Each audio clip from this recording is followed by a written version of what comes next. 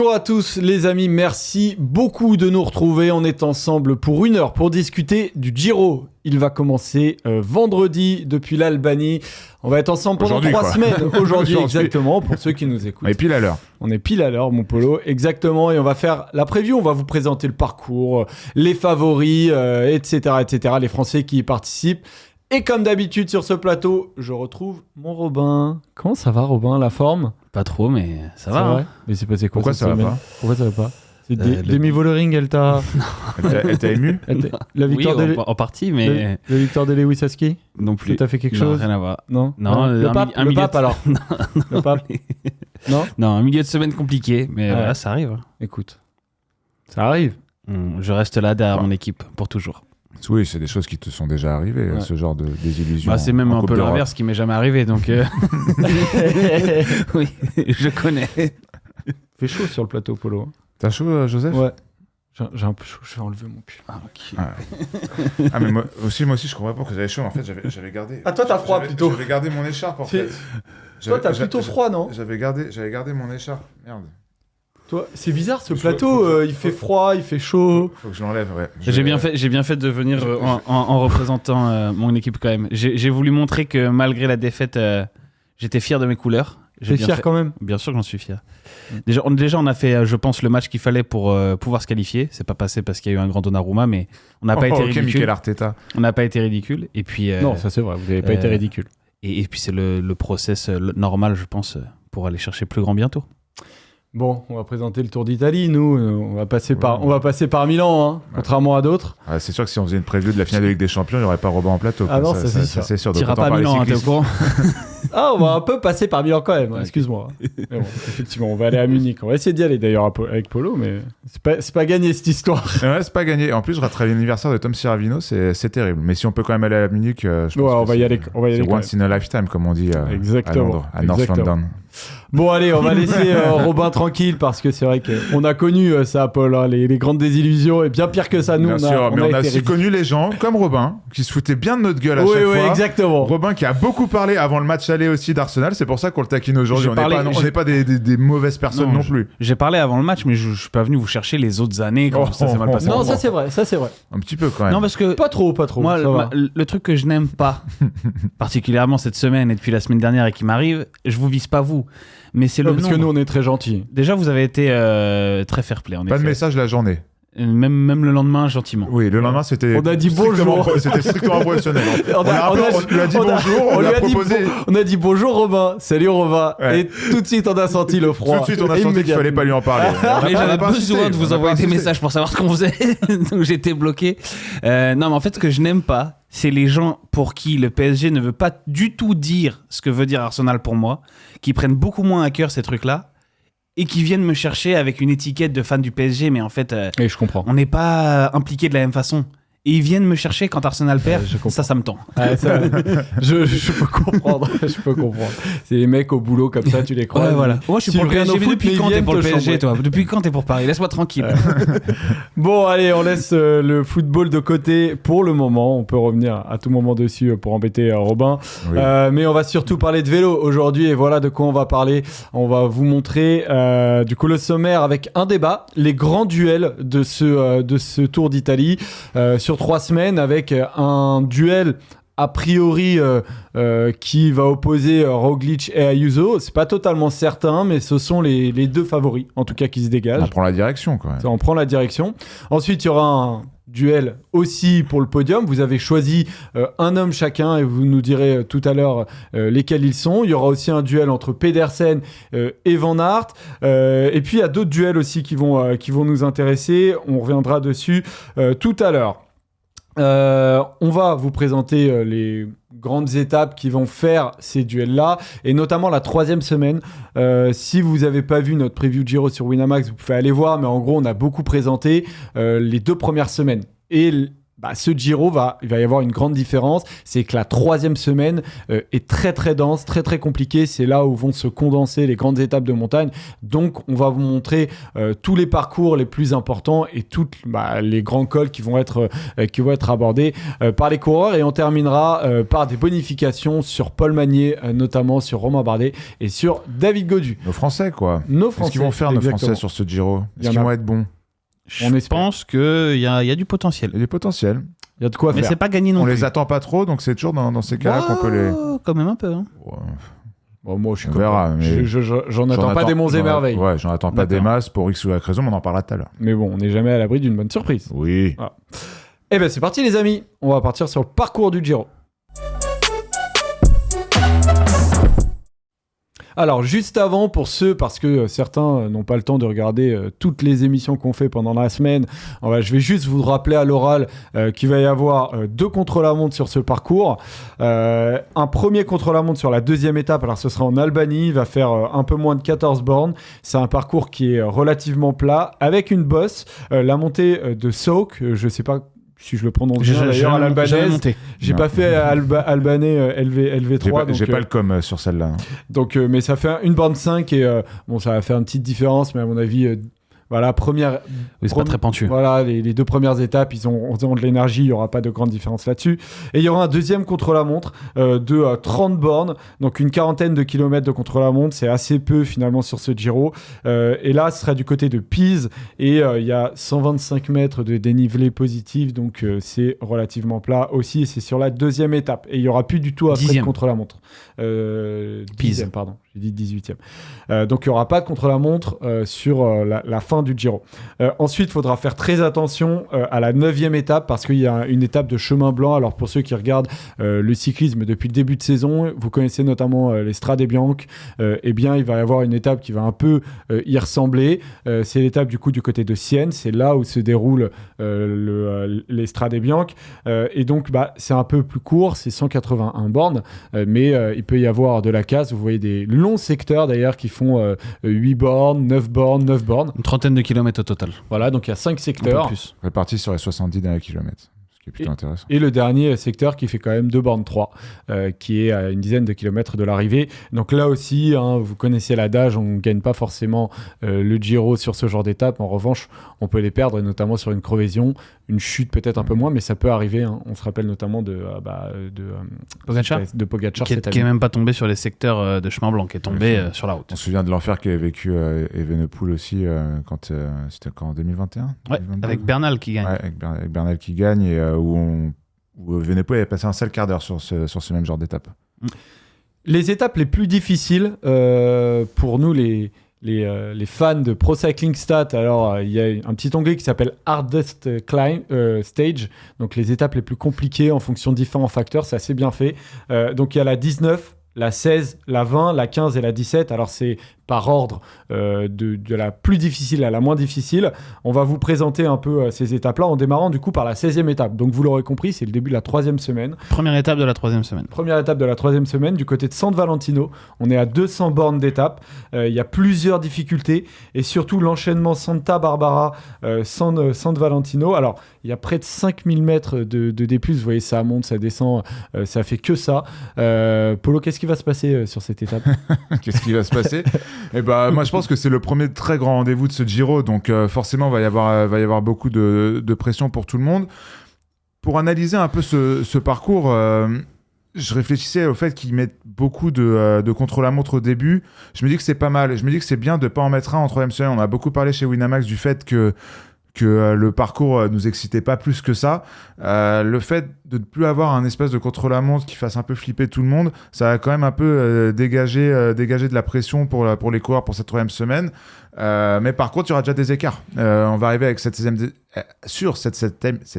étape, pardon, c'est pas facile à dire, avec déjà des écarts. Donc forcément, on peut imaginer un scénario baroudeur, mais là, je pense que c'est le meilleur moyen pour taper fort du poing sur la table, pour aller essayer de récupérer du temps quand on est un favori qui roule mal et qui a déjà perdu du temps pour X ou Y raison, qui a perdu du temps sur les chemins blancs de la 9e étape, qui a peut-être perdu du temps la veille sur une étape un peu piégeuse aussi, la 8e étape. Moi, je pense que c'est le vrai premier grand rendez-vous de ce Giro, et je pense que c'est l'étape de montagne sur laquelle il va se passer le plus de choses. Alors, elle est considérée, du coup, comme je disais tout à l'heure, comme la deuxième étape la plus compliquée. Donc, il faudra être prêt dès la 16e et avoir de bonnes jambes.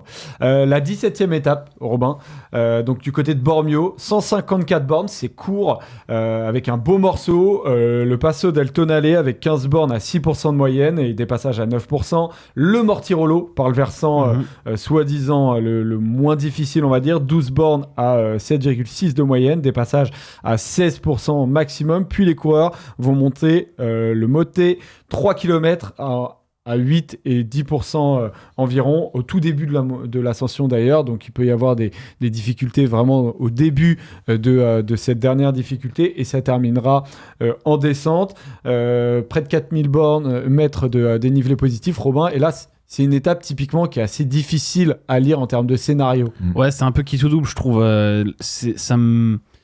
Ça m'embête presque un petit peu d'avoir le Mortirolo aussi loin de l'arrivée et de me dire qu'il risque de ne servir à rien. Je pense que c'est le plus probable parce qu'on est dans une semaine où on a une étape monstrueuse avant et deux après. Donc on va les voir après, les étapes 19-20. Donc j'ai peur que celle-ci, qui est un peu au milieu et qui n'a pas le profil idéal pour faire une grosse bagarre, soit un peu escamotée. Mais il y a quand même une possibilité, si des mecs ont pas mal de temps à reprendre, ou si certains justement veulent un peu surprendre les adversaires et pas attaquer là où tout le monde s'y attend, tu peux essayer de sortir dans le Mortirolo, sachant que le final en fait il est compliqué mais difficile d'y faire des écarts en fait. C'est-à-dire qu'il faudra faire les écarts dans le Mortirolo et derrière te faire la descente et les 30 km qui restent après la descente du Mortirolo, 30-35 km. Donc c'est pas évident, c'est pas du tableau noir où tu te dis c'est sûr ça va bagarrer à tel endroit. Il y a un terrain de jeu mais je suis pas sûr que les coureurs s'en saisissent. Non, je suis d'accord avec ce que dit Robin. Ça ressemble quand même bien à l'étape pour baroudeur, grimpeur, avec les difficultés qu'on a eu la veille, avec le profil de cette étape et cette espèce de double grosse difficulté assez tôt dans l'étape et pas assez proche de l'arrivée pour pouvoir exciter les potentiels favoris de ce tour d'Italie, et puis cette arrivée pas assez compliquée. Ça sent bon la belle victoire d'étape pour un Fortunato, celle-là, tu vois. Je la sens bien.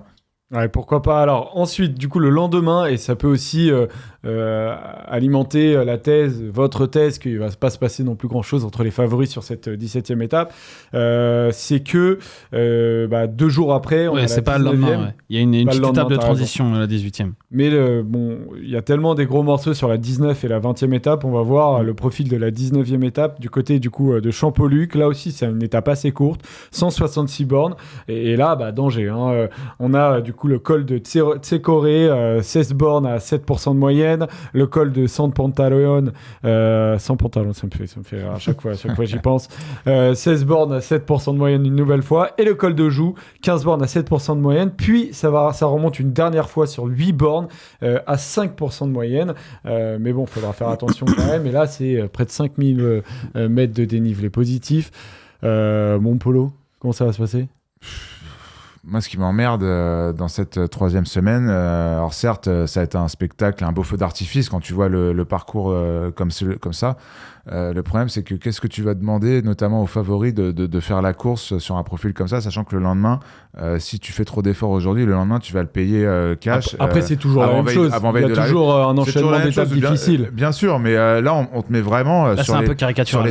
Voilà, c'est exactement ça. C'est caricatural, et sur les 5 derniers jours, on te met 4 étapes où tu vas devoir, en tant que favori qui a ses objectifs pour la victoire, pour le podium, pour le top 5, pour le top 10, tenter de faire des efforts, mais avec toujours la peur de prendre le coup de bambou du lendemain, parce qu'on le rappelle, il n'y a aucun fantastique sur cette course, donc tous les coureurs sont amenés à avoir peut-être des coups de bambou. Ça existe encore dans le cyclisme. Sauf à considérer Roglic comme un fantastique. Sauf à considérer Roglic, qui peut-être nous montrera qu'il en a encore un sur ce Giro. Donc, à voir comment ça va se passer. J'espère juste pour le spectacle que tous les coureurs du classement général ne vont pas attendre la dernière étape, voire l'avant-dernière, et qu'il se passera des choses avant, comme je l'ai dit tout à l'heure. Mais ce serait aussi dur de leur en vouloir s'ils comptent un peu leur coup de pédale avec cette 3e semaine qui est dantesque. Moi, cette étape, elle m'excite énormément sur le papier. Mais est-ce que c'est le bon jour des grandes manœuvres, sachant que le lendemain, si tu as vraiment envie de renverser le Giro pour X ou Y objectif, c'est pas le lendemain qu'il faut faire ça. Ouais, moi j'ai quand même bon espoir parce qu'ils auront eu 15 jours où ils auront presque pas eu de montagne et donc on peut estimer qu'ils seront un peu sur les dents, les grimpeurs et les favoris pour le maillot rose. Et surtout, attendre la dernière étape de montagne, c'est risqué parce que si ça marche pas le dernier jour, t'as plus de route de secours. Donc autant, si t'es le mec qui en chasse, autant essayer dès la 16e, dès la 17e, dès la 19e et te garder la 20e étape comme dernière option. Voilà, je pense que tout miser sur la dernière étape... Si t'essayes à la 16e et la 17e et qu'à la 19e, tu finis dans le groupe Eto, c'est relou, quoi. C'est relou, mais au moins t'auras tenté. Voilà. Et après, on verra, mais il y a beaucoup de grimpeurs aussi sur ce Tour d'Italie qui auront perdu du temps sur les contre-la-montre et qui, en fait, dès la 16e étape, vont être sous pression et vont devoir c'est ce que je disais. C'est pour ça que cette 16e étape, je pense qu'il va s'y passer beaucoup de choses. C'est vrai. Moi, après, c'est la suite. Comment tu gères la 17e je pense qu'on l'a dit, il se passera pas grand-chose, honnêtement. Et après, la 19 et la 20e... Bon courage, hein. Si tu as fait déjà des efforts ces 2 derniers jours, il va falloir les gérer ces 2 étapes. La 20e étape, d'ailleurs, c'est le dernier profil, donc 16, 17, 19, 20. Voilà les enchaînements qu'il faudra vraiment. L'étape considérée comme reine, même s'il y a des étapes quand même, elles se ressemblent. Mais il y a le Finestré qui est présent sur cette étape-là. Donc on peut dire que c'est l'étape reine. Et le Finestré, pour ceux qui ne savent pas, c'est près de 20 km à près de 10% de moyenne. Et les derniers kilomètres, en plus, ils ne sont pas asphaltés, on le rappelle. Et pour terminer, du coup, c'est Strière. Donc, on verra, Robin. Mais en général, à la fin du Giro, il y a un contre-la-montre, ce qui n'est pas le cas là.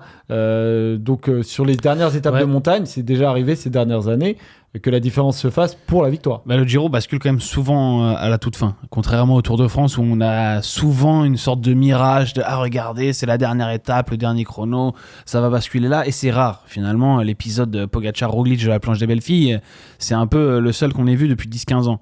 Sur le Giro, c'est beaucoup plus régulier.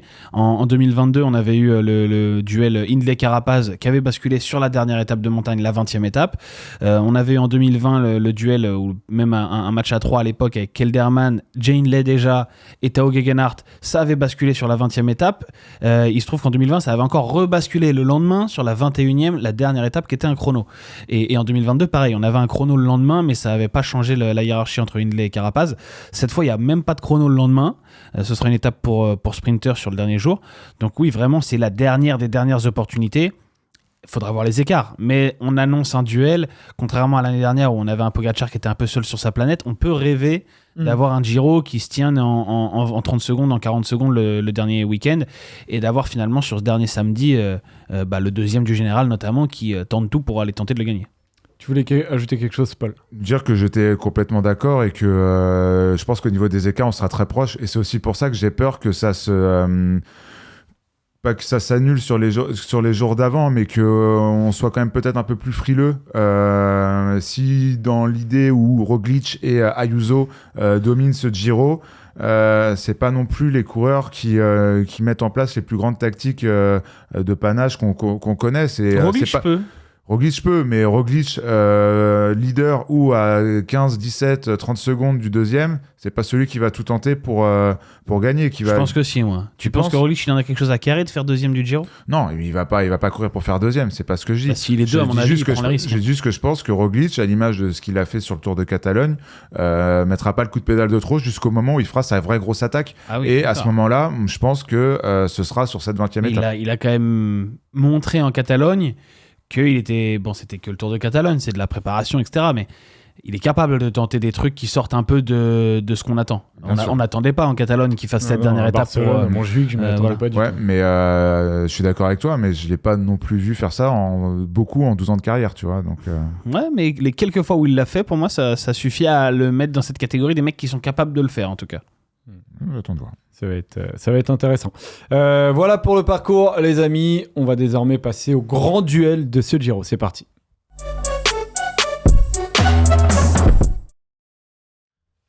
Alors, les grands duels de ce Giro, j'enlève mon maillot, j'ai un peu trop chaud. Vous allez avoir 30 secondes chacun, les gars. Ah bon ?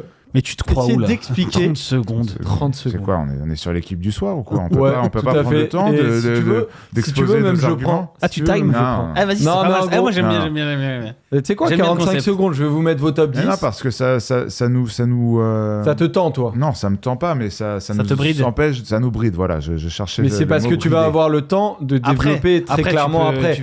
Ça va être simplement, on va vous mettre vos top 10. Très bien. Et vous allez avoir 1 minute chacun Je si joue tu le veux. jeu. Je joue le jeu. 30 secondes pour Romain, 1 minute pour toi, Polo. Si Voilà, tu veux. très bien. Allez, C'est 45 le secondes traitement, chacun, Robin. le On va- traitement du finaliste de Ligue des Champions, ça. Top 10 de Robin, on va pouvoir le montrer à l'écran, comme ça tu l'auras bien et tu perdras pas de temps. Explique-nous Sauf un peu que je ton le vois top pas, 10. moi. Je peux le voir, oui. moi. Tu le connais ton top 10, non? Attends, Il ça est n'a là. pas démarré le Il est chrono. là. hein. Allez. Et top, c'est parti. Mon Robin, Mon top 45 10, secondes pour ton top 10. J'expliquerai après pourquoi je vois Primoz Roglic vainqueur de ce Giro, mais ça se joue en grande partie sur les contre-la-montre devant Juan Ayuso. C'est le premier duel dont on va parler et je mets avantage Roglic. Ensuite, il y a un autre duel pour moi, c'est celui pour le podium où je vois deux hommes, Landa, Tiberi. Et de nouveau, je donne l'avantage à Landa. Cette fois-ci, c'est pas les chronos. Tu te doutes bien qu'ils font la différence. Et après, j'attends de voir un peu comment vont se débrouiller certains mecs, mais j'ai fait des choix forts. Pas de Simon Yates dans le top 10, que j'imagine pas assez fiable. Richard Carapaz, par contre, je l'ai mis alors qu'il a un peu le même problème, j'ai hésité, mais je l'ai mis derrière Bernal ou Bardet, par exemple, qui pour moi sont un peu plus fiables. Adam Yates aussi, qui sera soi-disant co-leader avec Ayuso, mais moi, que j'imagine nettement dans un rôle de lieutenant de luxe.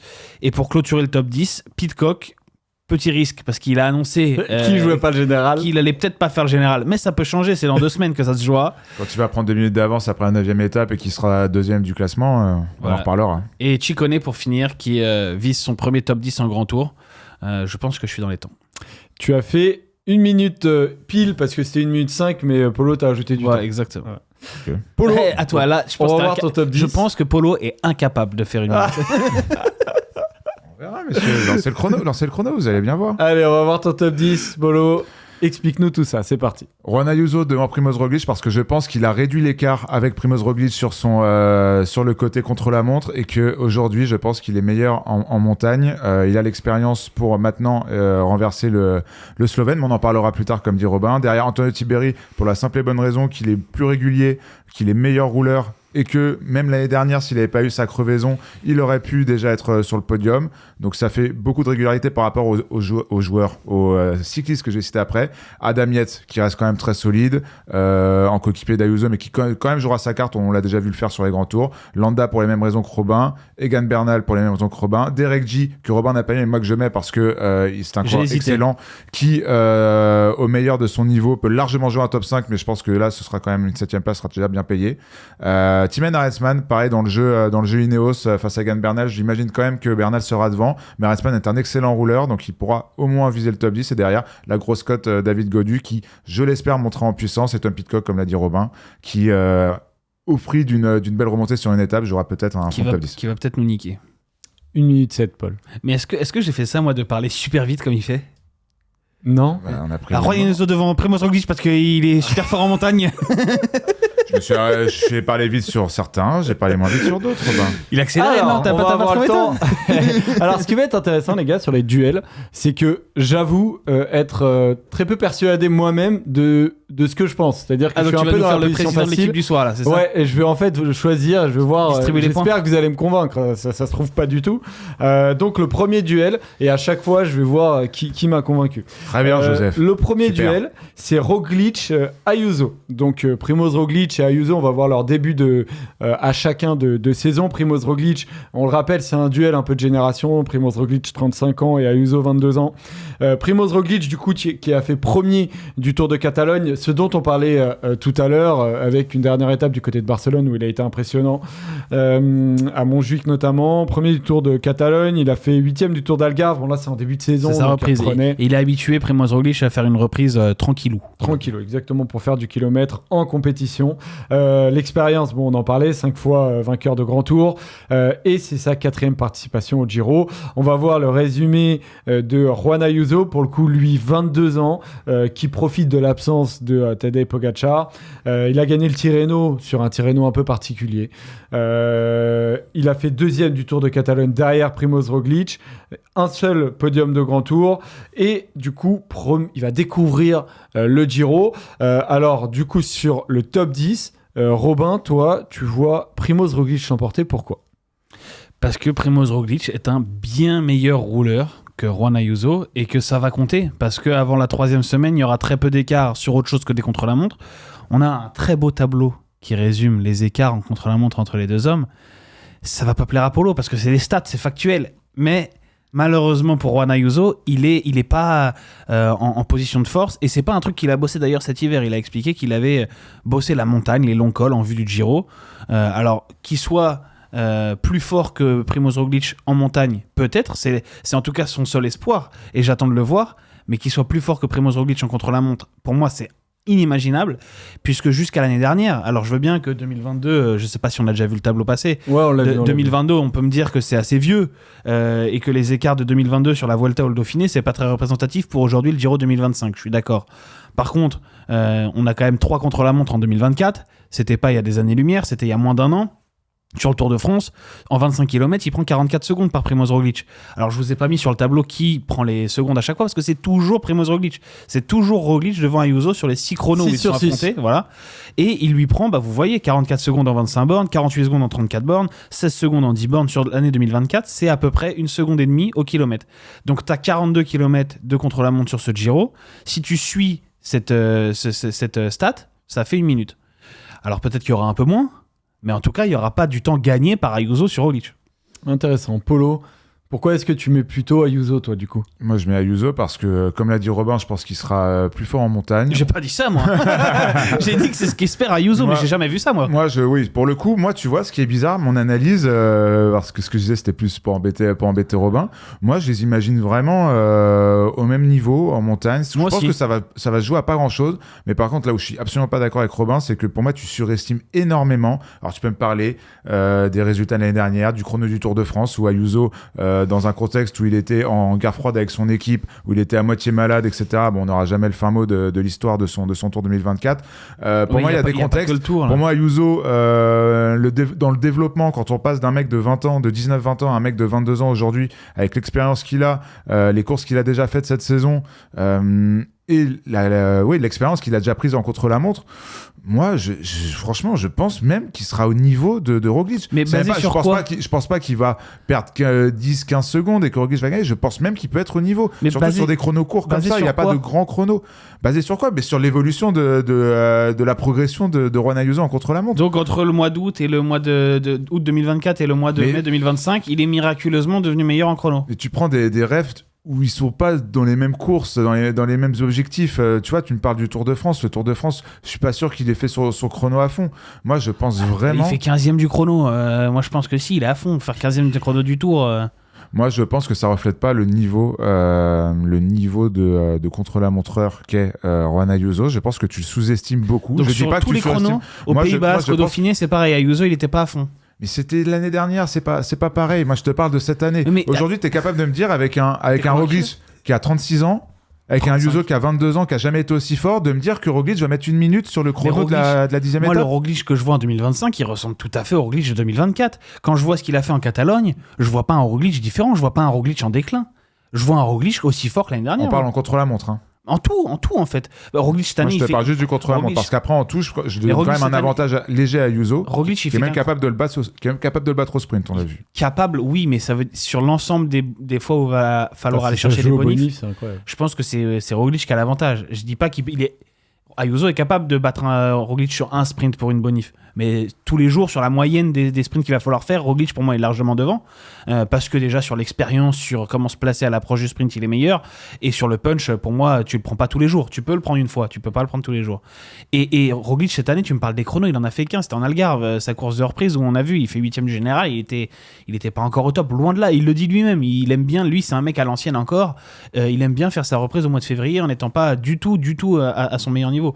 Donc le chrono de Roglic de cette année, il n'y en a qu'un, il n'est pas représentatif. Par contre, l'année dernière, j'ai vu un Roglic qui avait déjà 34 ans sur le Tour de France faire un super chrono, oui. Alors, c'est pas Remco Evenepoel, mais c'est pas loin derrière dans ce qui se fait de mieux. Pour moi, Roglic, aujourd'hui, c'est top 5 des meilleurs rouleurs du monde. Et Ayuso, ça l'est pas. Débat âpre et débat très intéressant. Moi, je pense qu'il sous-estime énormément le Juan Ayuso en contre-la-montre. Mais du coup, en fait, j'ai hâte parce que oui, si on prend les résultats des derniers chronos, ça va pas du tout en ma faveur et j'ai pas grand-chose à rajouter. Tu fais le choix un peu plus risqué. Moi, je vois juste un Juan Ayuso qui progresse énormément en contre-la-montre. Et quand on a cette marge de progression, quand on passe d'un mec qui est devenu pro à 19 à un mec qui en a 22 aujourd'hui, je pense que de 6 mois en 6 mois, on peut avoir une énorme différence. Et j'ai hâte de l'avoir sur le Giro dès le début. Bon, sur ce premier duel, j'avoue que je penche plus pour Robin et pour Roglic. Tu n'auras pas changé d'avis après le premier chrono. Non, je peux ajouter vas-y, peut-être. Je peux ajouter un mini truc. Non, bah oui, vas-y, mais c'est intéressant, fais gaffe. Juan Ayuso, dans la hiérarchie des rouleurs, c'est un très bon rouleur, on est d'accord ? Ouais, bien sûr, il a déjà fait deuxième derrière Ghana et pas loin. Voilà. Entre 2023, 2024, 2025, elle n'a pas trop bougé sa place.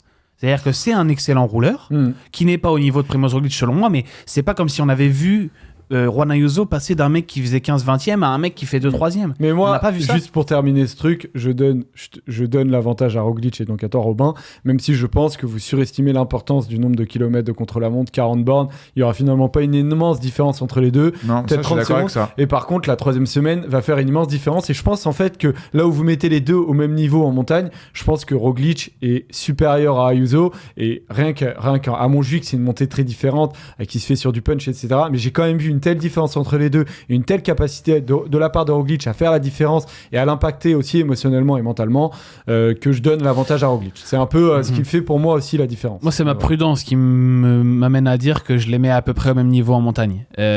Historiquement, je suis d'accord, je mets Roglic devant parce que si je prends les dernières références de Roglic, ça va être le Tour de France l'année dernière, il était le plus fort derrière Pogačar, Vingegaard et Evenepoel. Et j'essaie de me projeter. Est-ce que Ayuso était à ce niveau-là ? Alors, il a eu un tour particulier, évidemment, mais je suis pas certain. On du Tour 2024 de Juan Ayuso. Non, je parle pas du Tour d'Ayuso. Je dis, est-ce que Ayuso d'aujourd'hui, sur le Tour 2024, je le vois faire mieux que ce que faisait Roglic en montagne ?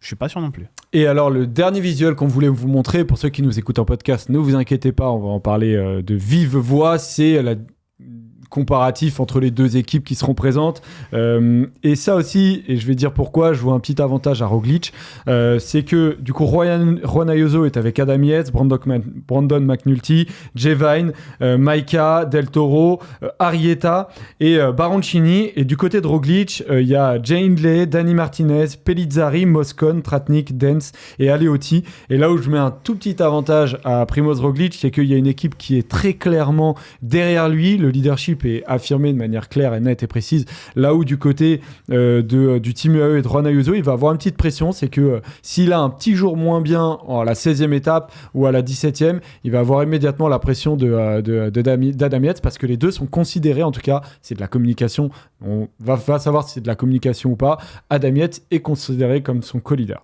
Le deuxième duel qu'on aborde, messieurs, c'est Tiberi face à Landa, parce que du coup Paul, tu as mis Landa comme quatrième, toi, pardon, ou cinquième même. Cinquième. Mais en tout cas, c'est bien payé, je trouve. Tu vois plutôt Tiberi terminer sur le podium. Si on peut montrer du coup le programme et là où on est Antonio Tiberi, pourquoi est-ce que tu vois le jeune Italien terminer sur le podium ?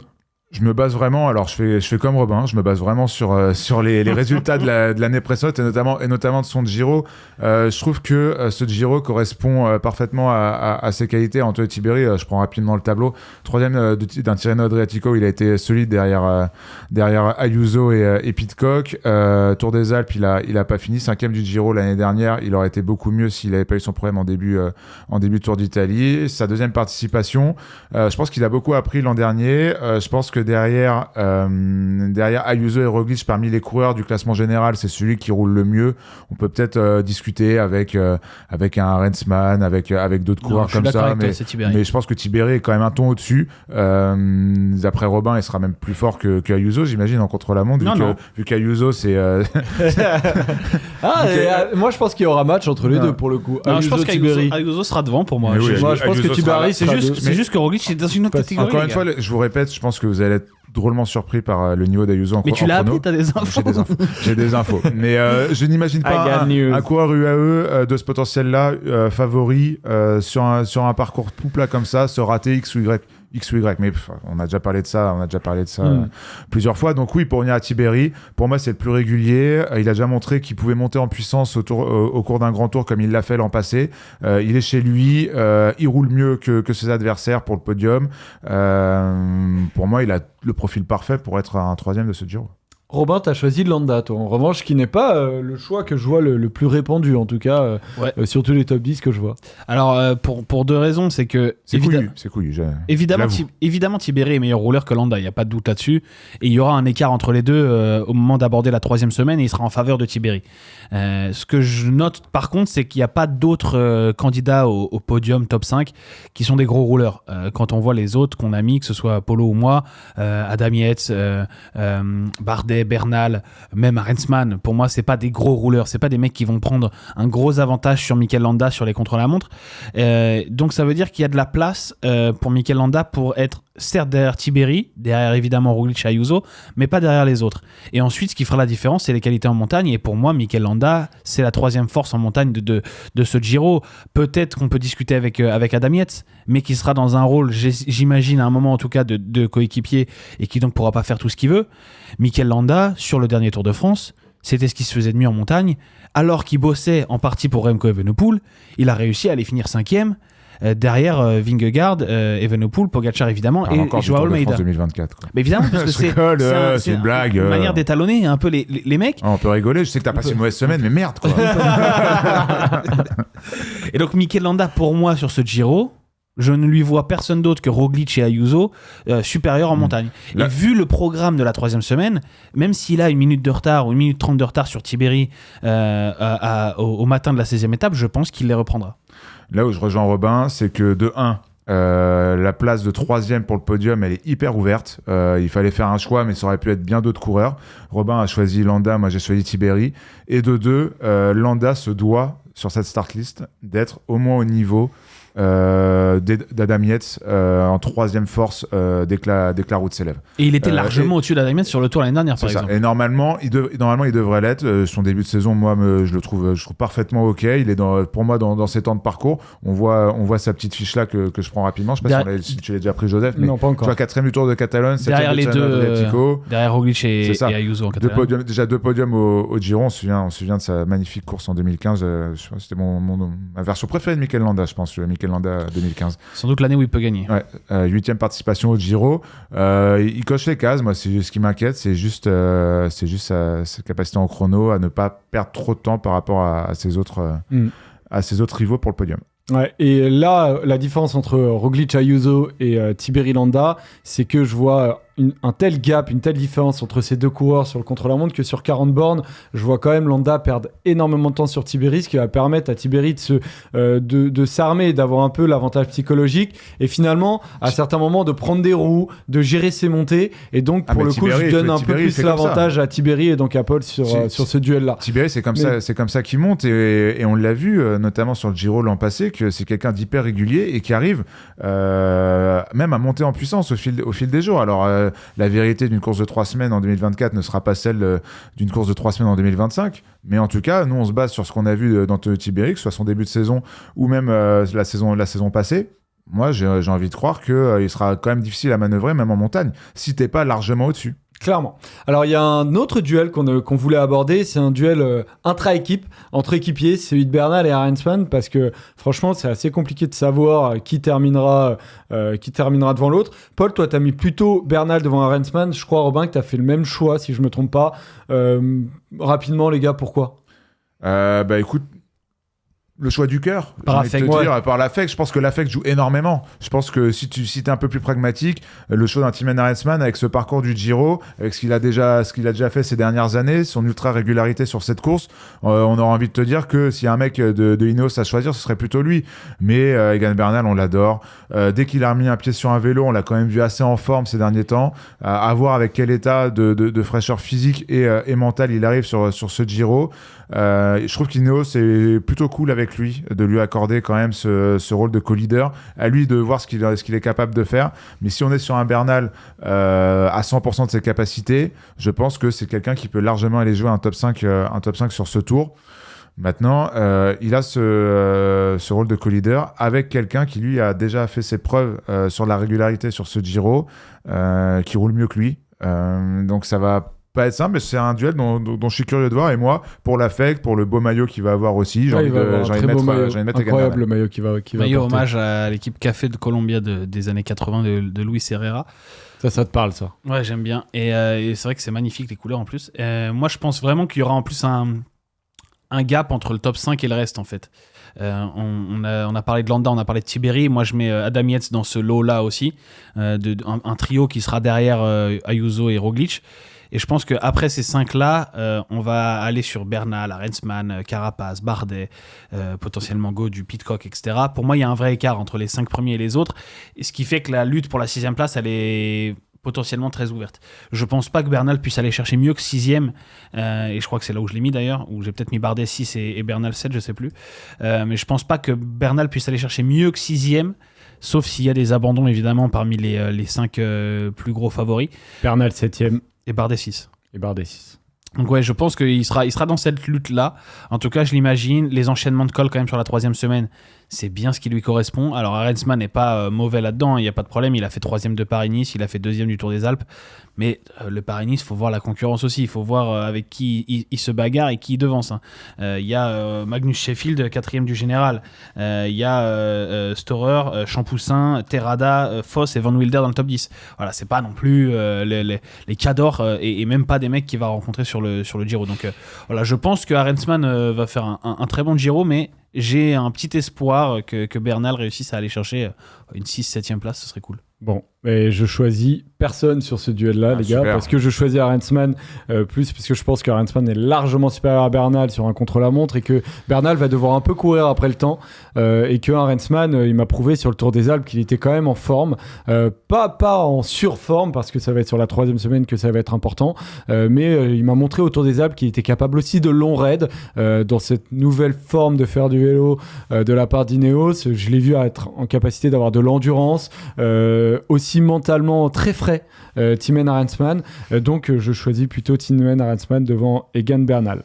Un duel de frères. Ensuite, et après, on fera Van Aert contre Pedersen. C'est Adam Yates, Simon Yates. Et alors là, les gars, Simon Yates, vous le mettez complètement de côté. Cette année, du coup, Simon, il fait Giro Tour et Adam fait exactement la même chose, donc ils vont se suivre. Simon, il est plutôt leader de la Visma. Adam, il est leader aussi, mais leader équipier, ça va être un peu toute la question. Sur les contre-la-montre, c'est un peu les mêmes. Pourquoi est-ce que vous mettez plutôt Adam Yates à Simon Yates ? Parce que Simon Yates, c'est l'incarnation de ce qu'est ne pas être fiable. Moi, j'ai eu beaucoup d'espoir en Simon Yates fut un temps. Je me rappelle d'une preview de Giro, je crois que c'était 2021, quand il disait « Mes adversaires devraient avoir peur, ils devraient se chier dessus ». Qui gagne le premier chrono ou qui fait deuxième du premier chrono. Et j'avais mis Simon Yates vainqueur de ce Giro en pronostic. J'avais été bien déçu. Donc depuis, je me méfie avec Simon Yates, qui est quand même habitué à être très fort en montagne, mais à perdre tout sur une journée ou deux. On se rappelle du Giro 2018 qui bascule, où il est maillot rose pendant 10 jours et il le perd face à Chris Froome dans l'étape du Finestré, justement. Et ça lui est arrivé sur beaucoup d'épreuves de 3 semaines. Alors, il a pour lui qu'il a gagné une Vuelta. Voilà, il y a une fois où ça s'est bien goupillé. Il a fait des bonnes places sur le Tour de France aussi. Mais sur le Giro, il a quand même souvent des galères sur 3 semaines de manière générale. Et cette année, en plus, il fait une prépa qui est dégueulasse. Alors, il a des explications. Il est tombé malade. Il a eu un accident à l'entraînement. Il est rentré dans une voiture qui a freiné. Il a eu une cicatrice du coup au niveau de la clavicule. Et ensuite, il est tombé malade pendant une dizaine de jours. Le fait est que nouvelle saison, nouvelle équipe, il quitte Jayco, il arrive, qui est Jayco, qui est l'équipe de sa carrière entière, contrairement à Adam, lui n'était jamais parti. Il arrive chez Visma avec un rôle à prendre parce que on n'a plus Roglic, on a des jeunes qui prennent pas vraiment le costume de leader sur 3 semaines. Son début de saison, il fait Tirreno transparent et Catalogne 9e, il nous dit qu'il est satisfait. Bon, franchement, on l'a pas vu. Donc, c'était peut-être pas ses arrivées, c'était pas des grandes étapes de montagne, mais j'ai trop de doutes sur Simon Yates pour en faire un candidat crédible. Alors qu'à l'inverse, Adam, c'est plus tout à fait le Adam Yates qui fait podium du Tour en 2023, mais c'est quand même un mec qui, pour faire un top 5, il n'y a pas trop de doutes, quoi. Complètement d'accord avec Robin. De A à Z, Simon Yates, nous, tous les deux, on ne l'a même pas mis dans notre top 10. Ça ne veut pas dire qu'il fera un mauvais Giro, ça ne veut pas dire qu'il gagnera pas une étape, qu'il visera peut-être pas le maillot de meilleur grimpeur, Mais en tout cas, pour la bagarre avec les favoris, là où Adam Yates c'est quand même beaucoup plus métronome dans cette partie-là, que ce soit sur les courses de 3 semaines ou même d'une semaine, que ce soit en 2025 ou même avant, Adam Yates apporte tellement plus de garanties que pour moi, c'est même pas une question. En tout cas, dans le duel, c'est même pas une question. Et là encore, je suis pas du tout d'accord avec vous, messieurs. Donc tu penses que Simon Yates va finir devant Adam Yates, ouais. Je pense que Adam Yates va devoir se mettre à la planche de toute façon pour Juan Ayuso, parce que Juan Ayuso va avoir besoin de lui dans son duel avec Roglic. Donc cette histoire de co-leadership, c'est uniquement pour enlever de la pression à Juan Ayuso, même s'il aimerait avoir cette ambition-là, mais de toute façon, il va perdre du temps dès le début du tour avec les contre-la-montre, et que Juan Ayuso, il va avoir besoin de lui. Et Simon Yates, en fait, je comprends pas pourquoi un Egan Bernal, avec qui, au final, ils sont à peu près au même niveau sur le Tour de Catalogne, ils terminent toujours ensemble.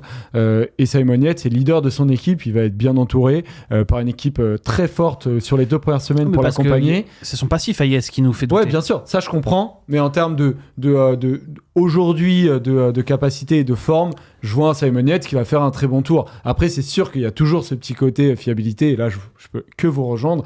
Mais si je dois en choisir un des deux aujourd'hui, je pense que je choisis beaucoup plus. Mais tu penses qu'il va finir combien ? Je pense qu'il peut finir top 6, top 5. Par exemple, je vois pas du tout Simon Yates terminer derrière Romain Bardet. D'accord. Je pense que Simon, il va jouer le classement général, là où un Romain Bardet, il est peut-être un peu moins fiable pour moi qu'un Simon Yates. Tu vois. Mais après, c'est des coureurs qui vont faire la course. Et tu penses pas qu'Adam Yates, dans un rôle de lieutenant, il fait top 5 ? Je pense qu'il y a sur l'ensemble de la 3e semaine, il va beaucoup bosser pour Juan Ayuso, et je pense qu'il y a une de ces étapes où il va perdre beaucoup de temps de manière nécessaire. Il sera jamais très loin, il peut finir fin de top 10 parce que il sera toujours dans les 20 premiers des étapes, mais je pense que en lisant son effort et en ayant Kelderman, en ayant Kruijswijk, en ayant même certains qui peuvent le placer dans les étapes de plat, Simon Yates peut s'en sortir sans doute un peu mieux. Là où Adam Yates, au final, il va sur les 2 premières semaines, les chemins blancs et puis d'autres étapes très punchy, etc. Où ça fait que monter descendre, il sera protégé, mais celui qu'on va protéger, je pense qu'il sera beaucoup plus royal. Bien sûr. Là où lui, avec l'expérience, etc., il va être un peu plus laissé, pas seul, mais c'est pas. Voilà, ce qui fait faire un peu la différence à mon goût, mais bon, ce sont des détails, évidemment. Le dernier duel, c'est Van Aert-Pedersen, auquel on pourrait presque ajouter aussi un peu Pidcock, parce que, comme il a dit qu'il jouait pas le général, sur ces étapes-là, il peut être un peu plus présent, mais bon, le maillot cyclamen, en tout cas, il y a un duel Pedersen-Van Aert, et là, si je me trompe pas, vous avez le même choix, les gars. Robin, pour le meilleur cyclamen, t'as Pedersen. choisi. Et Polo. Ouais, Pedersen aussi. Pourquoi Pedersen aussi parce que Van Aert n'est pas rassurant, que ce soit par ses résultats par rapport à Pedersen, je parle, et également par ses dernières déclarations et sa prépa sur le Giro qui semble tronquée par des petits problèmes de santé. À l'image un peu de ce Wout van Aert depuis maintenant un an et demi, où on a du mal à être rassuré pour X ou Y raison. Dès qu'il participe à une course, on ne sait pas à quel niveau il va être. Alors ça peut être du très bon, comme on a pu le voir sur certaines Flandriennes. Ça peut être du moins bon. Quoi qu'il en soit, lié à ça, le fait qu'un Mats Pedersen joue les mêmes objectifs avec les mêmes qualités que Wout van Aert, avec une pointe de vitesse qui est meilleure que la sienne, qui est devenue meilleure que la sienne, forcément, quand tu dois choisir entre les deux, j'irai naturellement vers Mats Pedersen. Mais encore une fois, le niveau de Wout van Aert, ce sera une pièce en l'air et c'est très dur de savoir à quel niveau il va se situer. Mais là, aujourd'hui, à l'instant T où on parle, où le Giro va s'élancer, Pedersen apporte beaucoup plus de garanties pour cet objectif qui est pour le coup vraiment le sien. Van Aert a dit qu'il avait pas pu s'entraîner correctement une seule fois depuis l'Amstel. L'Amstel, c'était le 20 avril. Hein. Donc ça fait bientôt 3 semaines. À cause notamment d'une maladie, il a pris des antibiotiques, etc. Donc comme dit Polo, c'est pas rassurant, c'est pas du tout idéal avant le Giro. Moi, pour le maillot cyclamen, même avant de savoir ça pour Van Aert, je disais Pedersen parce que chez Visma, ils vont devoir se diviser. Il y a Olaf Koy qui est là pour les sprints et Pedersen sera là tous les jours où Van Aert jouera l'étape, mais il sera aussi là les jours où c'est Koy qui jouera l'étape. Alors que Van Aert ne sera pas dans les points tous les jours où Pedersen sera là. Donc c'est pour ça que je mets Pedersen assez nettement pour le cyclamen. S'il termine ce Giro, je vois pas comment il n'est pas maillot du classement par points, parce que sur les chemins blancs il sera là, parce que sur les sprints compliqués il sera là, et sur les sprints tout plats il sera là aussi. Peut-être qu'il les gagnera pas tous les sprints tout plats, mais il sera à podium. Donc pour moi il mettra des points énormément de jours différents, et j'ai aucun doute sur le fait qu'il soit maillot cyclamen. Par contre j'aurais pu à un moment dire que Van Aert allait gagner plus d'étapes que Mats Pedersen. J'y croyais il y a encore quelques jours avant de savoir ça sur Wout van Aert, parce que pour moi, les 3 premiers jours en Albanie, ils correspondent bien à Wout van Aert. La première étape et le chrono qui suit derrière, pour moi, c'est une occasion parfaite pour prendre le maillot rose. Mais pour un Van Aert qui est en forme, un Van Aert qui arrive dans l'inconnu et qui n'a pas pu s'entraîner correctement depuis 3 semaines, forcément, c'est pas tout à fait la même chose. Et je me pose des questions pour Van Aert. Je pense qu'on va être vite fixé. Entre la première étape et le chrono qu'il va faire le lendemain, on va savoir à quel Wout van Aert on a affaire. Je pense que lui aussi attend de voir ça pour un peu s'étalonner par rapport à la concurrence et voir dans quel état il est. Et s'il répond bien sur ces 2 premiers jours, j'ai de grands espoirs pour Wout van Aert. Pas au niveau du maillot cyclamen, mais au niveau des victoires d'étape. Avec un premier duel très intéressant sur la première étape, immédiatement. Ouais. Après, le seul élément, je vais voir comment ça va jouer, c'est que Wout van Aert a fait une préparation en montagne pour les classiques, ce qui m'a un peu interloqué personnellement. Et je vais voir comment ça va lui servir, notamment sur la 2e semaine. Avec la fatigue de la première semaine, pas mal de dénivelé en fin de première semaine qui peut lui être un peu favorable par rapport à Pedersen. Donc je les vois gagner une étape chacun et une 3e où entre les deux ça peut se faire un peu de différence.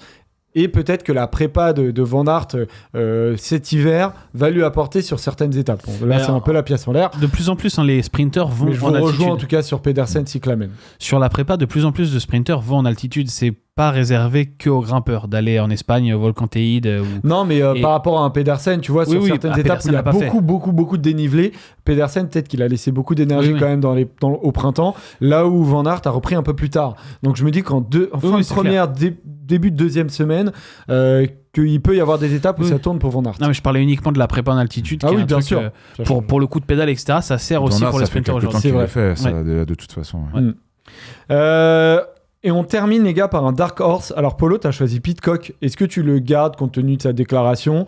Et est-ce que tu le vois quand même parce qu'un Dark Horse, ça peut être pour le général, ça peut être pour autre chose aussi, tu vois. Et j'imagine un top Pidcock sans de grands objectifs autres que d'aller chercher des étapes, avec un rôle de feu follet un peu de ce Giro. Il y a beaucoup d'étapes qui lui plaisent et qui nous plaisent puisque ce sera ces étapes un peu excitantes qu'on va voir, ce départ en Albanie. La première semaine, il va être très important et très visible. L'enchaînement de l'étape 8 et de l'étape 9 où il peut tout simplement gagner les deux et faire de beaux écarts quand je vois la start list. Non, ça va être hyper intéressant. Il y a un terrain de jeu parfait pour lui, pour ses qualités. Il arrive plutôt en forme.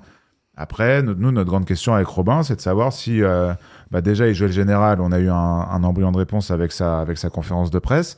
Mais encore une fois, moi je te dis, si après l'étape 8 et l'étape 9 où il sera bien placé, où il jouera la victoire, ou peut-être même qu'il va la gagner et faire des écarts avec les autres, bah oui, si t'es 3, 4, 5e du classement général à ce moment-là, ça m'étonnerait qu'il se demande pas s'il va jouer le général pour la suite du Giro. Donc ce sera intéressant de voir à quoi va ressembler son Giro à Tom Pidcock, mais ça va être intéressant. Voilà. Et alors pour moi, cyclamen, j'ajoute juste qu'on n'oublie pas Caden Groves, que certains mettent tout simplement comme vainqueur du cyclamen, parce qu'il a une équipe Alpecin qui est complètement tournée autour de lui. Donc il sera présent de toute façon dans tous les sprints et il grimpe pas si mal, je crois. Ouais, carrément, il a fait un bon bilan sur Robin, toi, t'as mis Richard Carapaz, vainqueur du Giro en plus. Mais non, j'ai pas mis Carapaz. Non, qui a déjà gagné le Giro. Tu crois encore à Richard Carapaz? Très peu. Tu crois à quoi? Très peu. En fait, une belle victoire d'étape. Non, mais je l'ai mis 8e du général. Mais comment il vous a déçu, Richard Carapaz? Parce que à chaque fois qu'il a été présent sur un grand tour, il a réussi à être très très acteur et s'est montré très en forme. En fait, j'ai noté tu le mets dans ton top 10. Oui, en fait, j'ai noté un truc sur Carapaz. Limite, je me questionne vraiment beaucoup sur ce top 10. J'ai failli mettre Derek J à la place. Je disais tout à l'heure à Apollo que j'avais failli mettre Derek J comme lui. Ça s'est joué sur Carapaz, en fait. À part en 2019, où il gagne le Giro de manière inattendue, quand il a fait un bon classement général sur 3 semaines, il avait toujours fait des résultats en prépa avant sur les courses par étapes. Sauf que là, c'est pas du tout le cas. Cette saison, il a aucun résultat sur les courses par étapes de prépa. Et ça lui est déjà arrivé. Mais quand ça lui arrive, il est incapable de jouer le général sur les grands tours qui suivent. Donc, ça va un peu contre ce que je dis à faire 8e du général.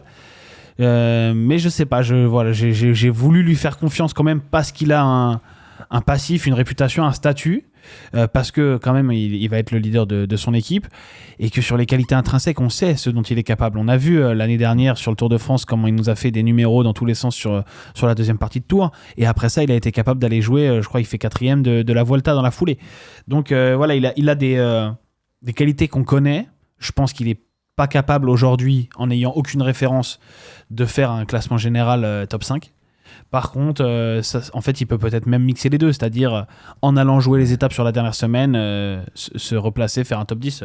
Pour donner ses résultats de la saison, il fait 9e du Tour des Alpes-Maritimes, 18e de Tirreno, 10e de la Catalogne. Bon, 10e de la Catalogne, on va dire, finalement, c'est dans les eaux de Egan Bernal ou de Simon Yates. Donc, c'est pas non plus catastrophique, 10e de la Catalogne. Mais ça s'est joué sur tellement rien, en plus, la Catalogne. Mais là, encore une fois, c'est que tu dis, ça va pas trop avec ce que je dis en le mettant 8e. Oui, le mettre 8e, Richard Carapaz, c'est pas un très bon résultat. Non. Mais l'histoire, enfin la start list de ce Giro fait que c'est tellement ouvert que, comme tu le dis, un mec qui fait 2-3 bonnes étapes de montagne va jumper dans le top 10 automatiquement. Après, Richard Carapaz, c'est pas non plus le meilleur rouleur du monde, et sera très curieux de voir quels sont ses objectifs. Oui, voilà. Mais voilà, il faudra qu'il les fasse à fond et qu'il les fasse très sérieusement, parce que sinon le débours sera déjà important. Mais à l'image d'un Pidcock, à l'image de nos Français aussi, dont on parlera tout à l'heure, il y a des scénarios de course où tu peux partir en ne jouant pas le général et en finissant entre la 5e et la 10e place sans problème. Mon Dark Horse, et ensuite on passera aux bonifications, c'est Michael Storer. Michael Storer, finalement, que je mets dans mon top 10. Je vous l'enverrai, vous inquiétez pas, avant le début du Giro, messieurs. J'aimerais bien. Ouais. Le Giro commence dans 2 heures, gros. Donc, là, on enregistre, il est 12h30 le vendredi. Je vous l'enverrai. N'hésitez pas à nous l'envoyer très vite après l'émission. Je vous l'enverrai. Impressionnant sur le Tour des Alpes. Franchement, sur le début de saison, très peu de coureurs m'ont impressionné autant que Michael Storer sur le Tour des Alpes. Je l'ai vu avoir un niveau en montagne absolument hallucinant. J'étais presque choqué.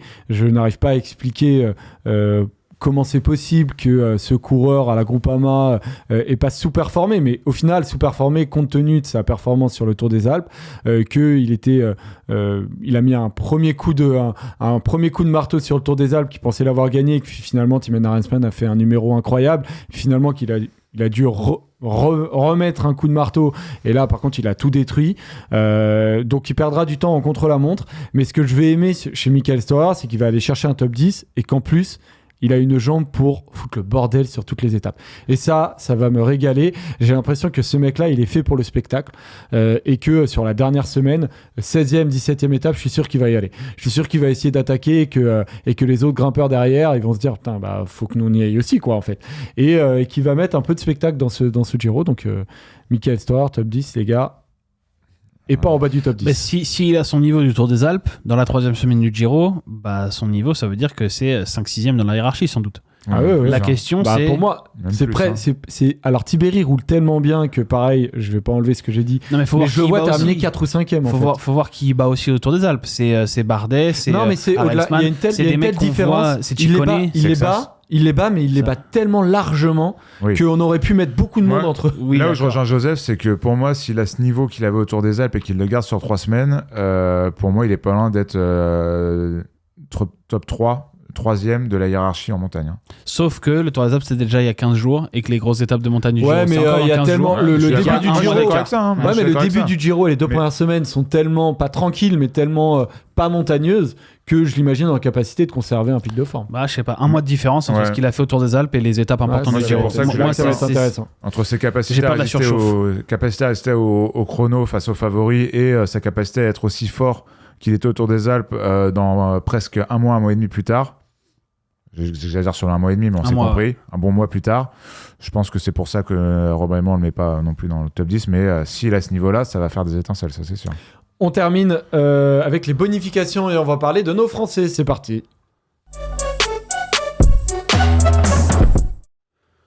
Alors, les 3 Français que nous allons suivre tout au long de ces 3 semaines, c'est Paul Magnier, David Gaudu et Romain Bardet. Polo, David Gaudu, qui arrive alors presque un peu sur la pointe des pieds. On voit bien que quand on fait nos top 10, il est assez peu présent, voire pas du tout. Lui, moi, il est dans le mien. Tu l'as mis, toi ? Ouais, c'est pour ça que je dis assez peu présent. Moi, je vais pas le mettre. Je vais pas le mettre. Alors, David Gaudu. Attends, soi-disant, il était déjà fait le top 10. Je vais pas le mettre. Non, mais il voulait écouter l'émission. Il voulait écouter l'émission, prendre les billes avant de faire son top 10. Je suis perméable à vos arguments, influençables. Je vous respecte beaucoup. Voilà, moi je suis pas comme vous. C'est une manière de faire. Ouais. J'aurais bien aimé avoir les arguments de Robin avant de faire mon top 10. Pas du tout d'ailleurs. Le jour où ça arrive. David Gaudu, voilà ce qu'il a dit. L'objectif reste de faire un bon classement général et une victoire d'étape. Le tour sera différent des autres années où j'y allais pour le classement général. Là, je pense qu'on aura une belle doublette avec Guillaume Martin-Guillonnet. Mais j'irai pour essayer de jouer les victoires d'étape. Polo, ça te plaît cette répartition des tâches et des objectifs pour David Gaudu?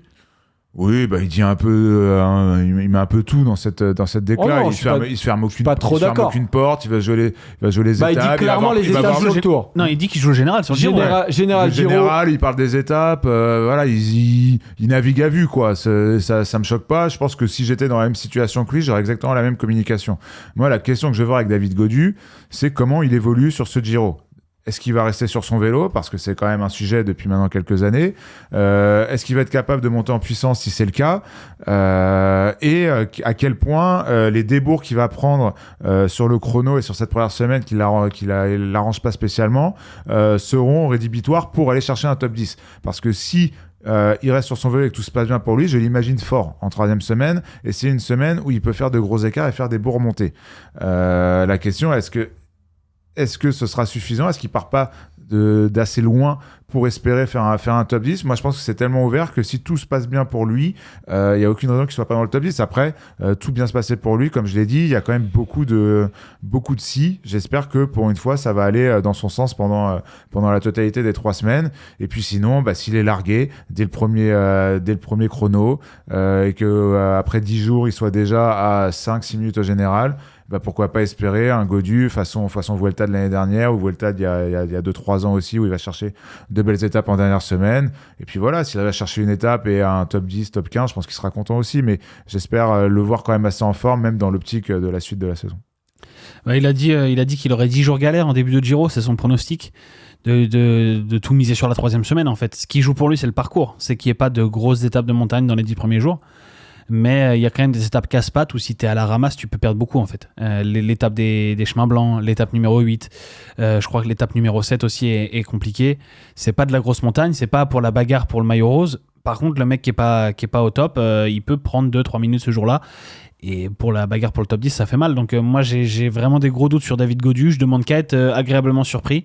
Ouais, le problème, c'est que David Gaudu, depuis bientôt 2 ans, il y a peu de garanties en fait. Depuis 2 ans, Paris-Nice 2023, super. Très gros Paris-Nice.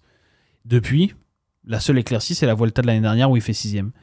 Donc c'est bien la preuve qu'au niveau fiabilité, malheureusement, David Gaudu, aujourd'hui, il est plus proche d'un Simon Yates que d'un Adam Yates. Et du coup, c'est pour ça que je ne l'ai pas mis dans mon top 10 et que j'espère me tromper, mais j'ai des doutes. Paul Magnier, de ton côté, c'est un bonif pour les Français. Robin, qu'est-ce qu'on peut attendre de lui, le jeune coureur du coup qui est du côté de la Soudal? Moi, je mise sur une étape. Parce qu'il va y avoir des sprints compliqués. Il y a un plateau de sprinters qui est assez réduit. Alors évidemment, il y en a quelques-uns qui sont là pour dominer sur le papier. Caden Groves, Mats Pedersen et chez Visma, Olaf Koy ou Wout van Aert. Avec quand même un Olaf Koy qui s'est fait la clavicule à Gand-Wevelgem le 30 avril, donc c'était le 30 mars, pardon, donc il n'y a pas très longtemps, qui va revenir, mais qui n'a pas couru depuis, qui est dans un état de forme quand même un peu flou. Et Paul Magnier, derrière ces 3-4 noms-là, il apparaît assez vite dans la hiérarchie. Il va vite au sprint, surtout quand ça grimpe un peu sur le final. Il y a des sprints comme ça où c'est en faux plat montant. Voilà, moi je pense qu'il a une carte à jouer. Alors l'équipe elle n'est pas tournée complètement autour de lui parce qu'on vient aussi pour Mikel Landa et le général, mais je pense qu'il peut se débrouiller un peu seul, prendre les bonnes roues, être intelligent. On sait que c'est un mec futé, un mec malin dans les derniers kilomètres. Donc je vois bien une étape pour Paul Magnier. Bon, c'est un peu c'est très très optimiste une étape pour Paul Magnier. C'est très optimiste, je crois pas. Non, moi, c'est optimiste. Encore une fois, c'est très ouvert partout ce Giro et c'est ça qui est cool cette année parce que même si on a beaucoup critiqué le parcours, on a beaucoup remis en question la manière dont ça a été construit. Pour le coup, que ce soit la start list, elle régale et à tous les niveaux. Moi, imaginez un Paul Magnier. Le Paul Magnier du début de saison qu'on a vu capable de rivaliser avec les meilleurs punchers sprinters du monde et de les battre, c'est un Paul Magny qui peut largement gagner l'étape du Giro. Après, il a quand même eu des galères depuis, mais quand je vois sa déclat, moi je le suis pas mal sur TikTok, il poste beaucoup. Il a l'air d'être en pleine forme et d'être hyper ambitieux pour ce Giro. Honnêtement, imaginer une victoire d'étape, moi ça me choque pas du tout de sa part. Non, ce serait pas choquant, mais quand je vois ses résultats de début de saison, où des fois il fait la course avec des Emilien Janière, avec des Vandenberg, quand je vois la start list, elle est pas extraordinaire. Il bat Philipsen au sprint sur Gand-Wevelgem, donc il a pas la course, mais sur le Tour du Gard. Sur le Tour du Gard, Etnusblad. Il fait deuxième. Et Warren Scholl va vite, hein. C'est pas un scandale. Il est capable, c'est pas. Mais là comme ça, je me dis bon, je vois quand même meilleur que lui, mais il est capable. Mais c'est le scénario optimiste, disons, qui gagne sur le Giro. Vu la start list, je pense même qu'il peut gagner un sprint massif. Mais bon, ça, je sais pas s'il les fera ou s'il sera assez bien placé pour son premier grand tour. Romain Bardet pour terminer, 4e participation au Giro. Alors on espère tous une victoire d'étape pour Romain, une victoire. Romain, il espère un peu plus, il l'a mis top 6. En fait, vas-y, je te laisse finir. Excuse-moi, Non, vas-y. Non, mais j'espère surtout effectivement qu'il gagne une étape, moi, parce qu'au final, le palmarès de Romain Bardet, je le dis et je continuerai à le dire, il correspond pas totalement à la légende qu'il représente dans le cyclisme français. Et 6 victoires en World Tour, en fait, je veux absolument qu'il ait une victoire dans chaque grand tour. Et là, il a gagné sur le Tour de France, il a gagné sur la Vuelta. Je veux qu'il gagne son étape sur le Giro, et ça doit être, je pense, son objectif le plus total. J'ai l'impression que c'est son objectif. Non. Picnic, t'as vu ce qu'ils ont dit son équipe ? Ouais, mais alors là où ce qui est compliqué, c'est qu'effectivement Picnic est l'équipe la plus catastrophique depuis le début de saison avec Intermarché, et donc un bon classement général sur le Giro. Ils ont besoin de points. Ça t'apporte énormément de points UCI. Ils sont 17e, sachant que les 18 premières équipes sont en grand danger de relégation. Voilà, les 18 premiers restent en World Tour. Ils sont 17e et ils sont sous la menace de Cofidis et de... Ah non, ils sont 18e même. Ouais, ils sont derniers dans la zone verte, mais ils sont en grand danger parce que Astana est à 170 points. Voilà, ils ont gagné 2 fois cette saison. Enfin bref, Picnic, c'est vraiment très compliqué en ce moment. Et donc, effectivement, je pense qu'il dit ça. En jouant un top 10 qu'au niveau de points, qu'en jouant les étapes. Mais de toute façon, je pense que le top 10, et on l'a dit un peu, il sera acquis via une bonne forme, et donc en 3e semaine, nécessairement en allant chercher des victoires d'étape. Je pense qu'il est en capacité d'aller chercher un top 10. Ouais, mais j'aurais préféré quand même, tu vois, je l'ai dit dans l'échappée dimanche, quand on a parlé de Bardet, on n'avait pas encore ces infos-là qui jouent. Il oublie le classement général, ouais. Moi, je voulais vraiment qu'il oublie parce que tu vois, une étape comme les chemins blancs. C'est la tête de proue de son équipe, il est obligé de jouer un classement général. Ouais, vu la difficulté de son équipe, il n'a pas le choix. Ça, je peux comprendre, mais je suis déçu quand même. Parce que quand je vois l'étape des chemins blancs, par exemple, l'étape des chemins blancs, il peut la gagner, Romain Bardet, s'il joue pas le général. Par contre, s'il joue le général, il l'aborde pas pareil cette étape. Il l'aborde pas conquérant comme si c'était une classique, comme si c'était l'Estrade Bianche. Il l'aborde comme une étape où tu peux perdre du temps et où donc tu essaies de suivre les autres leaders. Et c'est pas du tout pareil. Et dans ce scénario-là, il a aucune chance de la gagner l'étape. Donc, et ça vaut pour d'autres potentielles étapes type baroudeur-grimpeur où il pourrait aller s'il n'était pas dans ce carcan du classement général. Ce carcan en plus qu'il a dit qu'il aimait plus quoi. Depuis le début de la saison dernière, début 2024, il nous a dit qu'il en avait marre du classement général et qu'il était resté trop longtemps bloqué là-dedans, et il était très heureux de faire ce Tour de France sans penser au général. Et s'il pense au général sur le Tour de France, il va jamais gagner la première étape et prendre le maillot jaune. Donc c'est pour ça que j'espérais qu'il fasse un dernier grand tour, en l'occurrence un Giro, sur le modèle de son Tour de France de l'année dernière, qui n'a pas été parfait, parce qu'il a été déçu de ce qui s'est passé après la première étape, il n'a pas eu les jambes qu'il voulait, mais il n'empêche, il a claqué son étape, il a pris le maillot jaune, pour moi c'était réussi, même si lui était peut-être déçu, et j'aurais voulu qu'il fasse ça sur ce Giro. Malheureusement, ça ne va pas être le cas. Et on ne sait jamais avec Romain Bardet. Ça va être... Je le vois fort, donc je le vois top 10, c'est pour ça que je l'ai mis 6e. Mais pour moi, une étape, ça va être compliqué. S'il fait 6e du général, j'imagine que ce sera sans étape. Moi, j'ai envie de penser à un truc. Je suis d'accord avec tout ce que tu dis. Moi, je me dis que Romain Bardet, dernière saison, dernier grand tour, avec tout ce qu'il a apporté à Picnic aujourd'hui, alors il est à égalité avec Oscar Onley au classement UCI, là je viens de vérifier. Au bout d'un moment... Il n'est pas là d'ailleurs, Onley. Oui, bah, écoute, je sais c'est pas. C'est Max Poul, on est sur le tour. Au bout d'un moment, si Romain Bardet il a envie de lever le pied en chrono pour aller chercher les étapes, je pense qu'il le fera sans aucun problème. Qui va désobéir ? Pas qu'il va désobéir, parce que je pense qu'on n'en est pas là. Mais au bout d'un moment, ne pas comprendre que le meilleur résultat que tu peux espérer d'un Romain Bardet, même au classement général, c'est pour lui d'espérer de jouer une belle victoire d'étape et de faire des bons remontées. Comme on en a parlé pour certains autres coureurs, on a parlé de Gaudu, on a parlé de Pidcock, on a parlé de beaucoup de coureurs comme ça.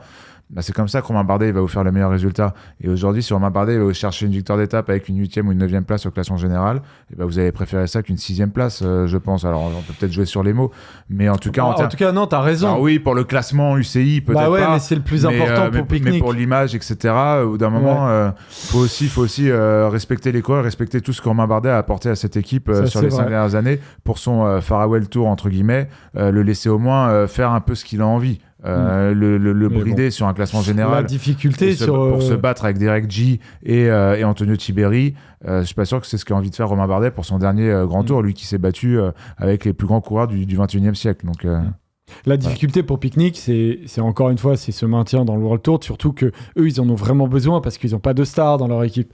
Donc, c'est pas de la faute de Romain Bardet. Ça. Non, c'est pas de la faute de Romain Bardet, mais collectif, Romain Bardet, c'est pas le genre. Bah oui, ça c'est sûr. Mais c'est pas de sa faute au bout d'un moment. Non, c'est sûr, c'est vrai. Romain Bardet, dans 3 semaines, il est plus là. Ils font quoi après? C'est pas Oscar Onley qui va faire. Mais c'est pour ça que ça devient compliqué, parce que sinon ils vont être invités de nulle part et ça devient vraiment une équipe qui peut complètement exploser. Déjà que c'est une équipe qui a changé de sponsor, c'est l'ancien Team Sunweb. Ça devient vraiment une question d'avenir mais en tout cas, nous on espère effectivement que Romain Bardet ira chercher plus d'étapes qu'un classement général. Après, si on peut avoir les deux en même temps. Rappelez-vous, on dit pas non. Rappelez-vous Sunweb sur le Tour 2020 avec Hirschi, Krag Andersen qui gagnait tout. Ouais, c'était incroyable. Sportivement, ça a bien plongé. Ouais, effectivement. Ouais, Tom Dumoulin, si on remonte un peu. Plus, Warren Barguil, qui est revenu, mais c'est plus le même. C'est plus le même, effectivement. Ouais. Bon, messieurs, merci à tous de nous avoir suivis. On se retrouve du coup dimanche dans l'échappée. À 20h. À 20h, exactement. C'est un nouvel... Juste pour cette fois. Nouvel horaire.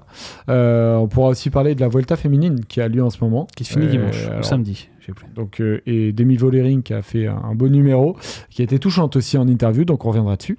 Et puis on pourra dire aussi un mot très rapide, des 4 courses en ce moment qui se déroulent en Bretagne. Et on a beaucoup de Français et d'équipes françaises qui sont présentes. Et donc on suit bien évidemment ça d'un œil avisé. Merci Polo.